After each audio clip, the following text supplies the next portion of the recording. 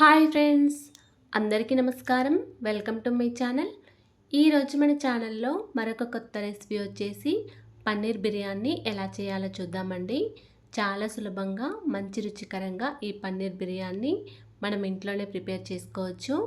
అలాగే ఫ్రెండ్స్, మా ఛానల్ని ఇంతవరకు సబ్స్క్రైబ్ చేసుకోకపోతే సబ్స్క్రైబ్ చేసుకోండి అండ్ లైక్ చేయండి, షేర్ చేయండి. ప్లీజ్ సపోర్ట్ చేయండి. నాన్ వెజ్ తినని వారైతే ఈ పన్నీర్ బిర్యానీ తింటే చాలా రుచికరంగా ఉంటుందండి. మన నోరూరించే ఈ పన్నీర్ బిర్యానీ ఇప్పుడు ఎలా చేయాలో చూద్దాం. పన్నీర్ బిర్యానీ చేయడానికి ముందుగా పన్నీర్ని అయితే ఒక 200 గ్రామ్స్ వరకు తీసుకున్నానండి. ఇలా పన్నీర్ని తీసుకొని కొంచెం పెద్ద పీసులుగా కట్ చేసుకొని పెట్టుకోవాలి. ఇక్కడ పన్నీర్ బిర్యానీ చేస్తున్నాం కాబట్టి పన్నీర్ ముక్కలని కొంచెం పెద్ద సైజులో కట్ చేసుకొని పెట్టుకున్నానండి.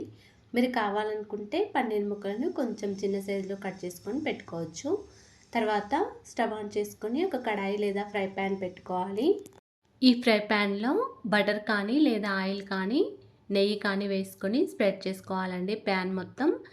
ఈ విధంగా స్ప్రెడ్ చేసిన తర్వాత మనం కట్ చేసుకొని పెట్టుకున్న పన్నీర్ ముక్కలని మొత్తం వేసుకొని కొద్దిగా ఫ్రై చేసుకోవాలండి. లైట్గా కలర్ వచ్చే వరకు ఫ్రై చేసుకోవాలి.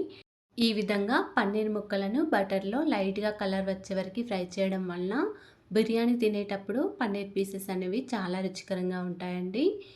ఈ కలర్ వచ్చే వరకు ఫ్రై చేసిన తర్వాత దీనిలో కొంచెం సాల్ట్, ఒక పావు టీ స్పూన్ వరకు కారం, ఒక చిటికెడంత పసుపు వేసి ఒకసారి పన్నీర్ ముక్కలని బాగా కలుపుకోవాలి. ఉప్పు, కారం, పసుపు మొత్తం పన్నీర్ ముక్కలకి కలిసే విధంగా పన్నీర్ ముక్కలను మొత్తం బాగా కలుపుకోవాలండి. ఈ విధంగా కలిపిన తర్వాత స్టవ్ ఆఫ్ చేసుకోవాలి.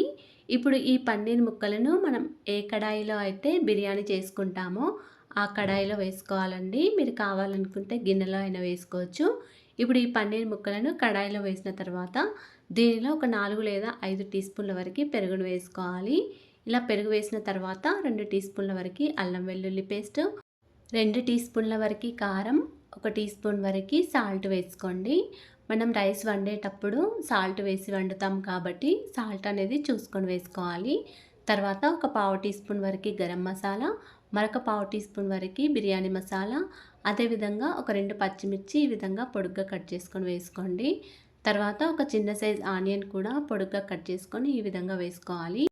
కొద్దిగా పుదీనా, కొన్ని ఫ్రైడ్ ఆనియన్స్ వేసుకోవాలి. అదేవిధంగా కొంచెం కొత్తిమీర, ఒక పెద్ద సైజు లెమన్ జ్యూస్ని వేసుకోవాలండి. నిమ్మకాయని పిండుకొని ఈ విధంగా నిమ్మరసం వేసుకోవాలి. మీరు కావాలనుకుంటే నిమ్మరసం స్కిప్ చేయొచ్చు. పెరుగైనా ఇంకా కొద్దిగా ఎక్కువైనా వేసుకోవచ్చండి. ఈ విధంగా అన్ని ఇంగ్రీడియంట్స్ వేసిన తర్వాత ఈ పన్నీర్ ముక్కలకి అన్నీ కలిసే విధంగా ఒకసారి బాగా కలుపుకోవాలి. ఒక 10 to 15 మినిట్స్ వరకు ఈ విధంగా మూత పెట్టుకొని పక్కకు పెట్టుకోండి.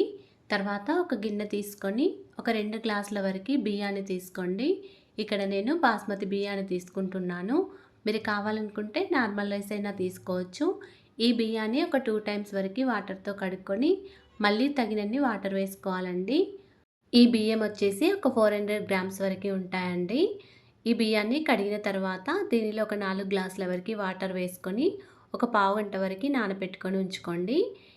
ఒక 10 to 15 మినిట్స్ వరకు మ్యాగ్నేట్ చేసుకొని పెట్టుకున్న పన్నీర్ ముక్కలలో ఒక 2 టేబుల్ స్పూన్ల వరకు ఆయిల్, 1 టీ స్పూన్ వరకు నెయ్యిని వేసుకొని ఒకసారి బాగా కలుపుకోండి.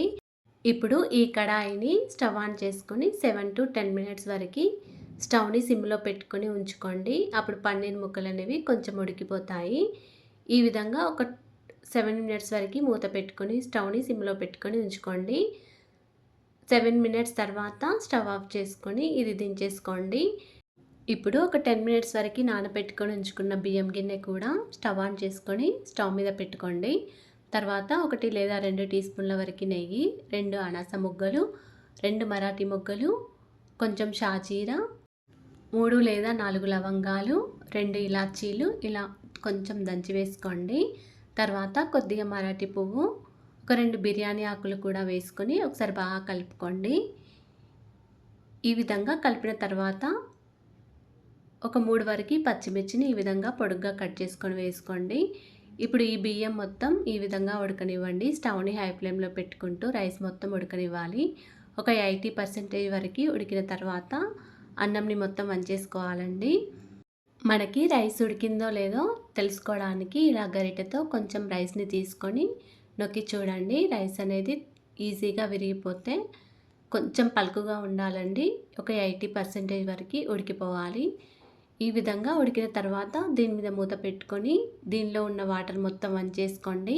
మీరు కావాలనుకుంటే స్ట్రెయినర్‌తో తీసుకొనైనా వేసుకోవచ్చు. ఈ విధంగా రైస్ ఉడికిన తర్వాత ఈ రైస్‌ని మనం మ్యాగ్నేట్ చేసుకొని పెట్టుకున్న పన్నీర్ ముక్కల పైన వేసుకోవాలండి.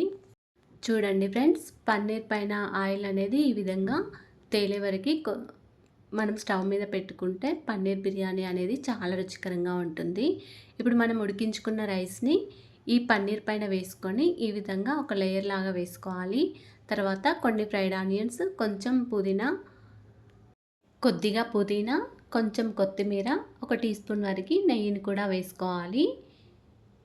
ఈ విధంగా మరొక లేయర్ లాగా మళ్ళీ రైస్‌ని వేసుకోవాలండి.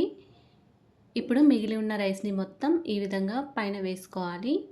రైస్‌ని మొత్తం ఈ విధంగా గరిటెతో సమానం చేసుకోవాలండి. మళ్ళీ పైన ఫ్రైడ్ ఆనియన్స్, కొంచెం కొత్తిమీర, కొద్దిగా పుదీనా, మళ్ళీ ఒక టీ స్పూన్ వరకు నెయ్యిని వేసుకోవాలి. ఒక చిన్న టీ గ్లాస్‌లో సగం వరకు పాలను తీసుకొని అందులో ఒక పావు టీ స్పూన్ వరకు పసుపు వేసుకొని ఒకసారి స్పూన్‌తో కలుపుకొని ఈ పసుపు పాలు ఈ రైస్ పైన వేసుకోండి. ఈ విధంగా స్ప్రెడ్ చేసుకోవాలి. మీరు కావాలనుకుంటే కుంకుమ పువ్వు వేసిన పాలైనా పైనుండి అప్లై చేసుకోవచ్చు. ఈ విధంగా పసుపు పాలు వేసిన తర్వాత పైనుంచి మూత పెట్టుకొని స్టవ్ ఆన్ చేసుకొని స్టవ్ మీద పెట్టుకోండి. స్టవ్ని మీడియం ఫ్లేమ్లో పెట్టుకొని ఒక 10 మినిట్స్ వరకు ఉంచుకోండి. తర్వాత స్టవ్ని సిమ్లో పెట్టుకొని మరొక 5 మినిట్స్ వరకు ఉంచుకోండి. స్టవ్ ఆఫ్ చేసిన తర్వాత ఒక 10 to 15 మినిట్స్ వరకు అలాగే మూత పెట్టుకొని ఉంచుకోండి. ఇక్కడ నేను ఒక 15 మినిట్స్ తర్వాత చూపిస్తున్నానండి. చూడండి ఫ్రెండ్స్, రైస్ అనేది చక్కగా పొడి పొడిగా చాలా బాగుందండి. అలాగే పన్నీర్ పీసెస్ కూడా చాలా సాఫ్ట్‌గా చాలా బాగుంది. చాలా రుచికరంగా ఉందండి. మీరు కూడా ఇలా ఓసారి నేను చేసే పద్ధతిలో ట్రై చేసి చూడండి. ఇప్పుడు దీన్ని ప్లేట్లోకి సర్వ్ చేసుకోండి. ఇలా కొంచెం చల్లారిన తర్వాత ప్లేట్లోకి సర్వ్ చేసుకుంటే మనకి పన్నీర్ రైస్ అనేది చక్కగా ఉడికిపోయి చాలా బాగుంటుందండి. నాన్ వెజ్ తినని వారు ఈ విధంగా పన్నీర్ బిర్యానీ చేసుకొని తినేయండి. చాలా టేస్టీగా ఉంటుంది. అలాగే ఫ్రెండ్స్, ఈ వీడియో కనుక నచ్చినట్లయితే ఒక లైక్ చేయండి అండ్ షేర్ చేయండి. ఈ విధంగా మీరు కూడా ఒకసారి ట్రై చేసి చూడండి. ట్రై చేశాక ఎలా వచ్చిందో నాకు కామెంట్ బాక్స్లో తెలియజేయండి. మా ఛానల్ని ఇంతవరకు సబ్స్క్రైబ్ చేసుకోకపోతే సబ్స్క్రైబ్ చేసుకోండి. ప్లీజ్ సపోర్ట్ చేయండి. అలాగే ఫ్రెండ్స్, మరొక మంచి కొత్త రెసిపీతో మళ్ళీ కలుద్దాం. Thanks for watching. ధన్యవాదములు.